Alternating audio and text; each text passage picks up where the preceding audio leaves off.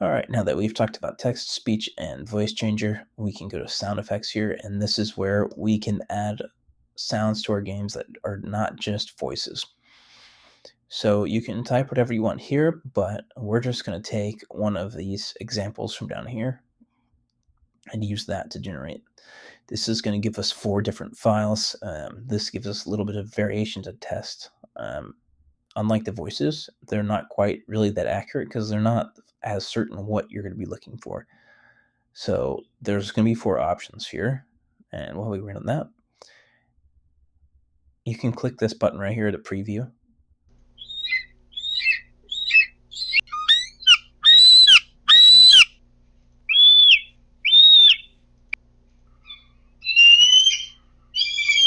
So you can see that they're all 8 seconds long. This is due to this duration setting. You can change this here.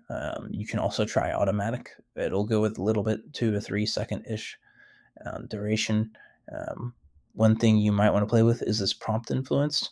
You're going to get a lot more similar sounds when you have the prompt further to the right, and it's going to get a little crazier the further you go to the left with more creative. And if you ever want to reset, you can click this reset button and it'll move it back to where it recommends at 30%. So once you find the one you like, you can click this button to download. And then if you forget to download or you want one from later, you can go up to this history tab and then you're able to see all the different generations that you have made over the previous times. So now that we've covered the general generations themselves, let's cover the marketplace. Click this Explore tab and you will see a bunch of things. One is the different categories that they have up here, and another is the weekly top picks, which you can also search for. We're going to go with fantasy here, and we're going to try, and you can sort these by most popular, most downloaded, and you can preview them by clicking this icon right here.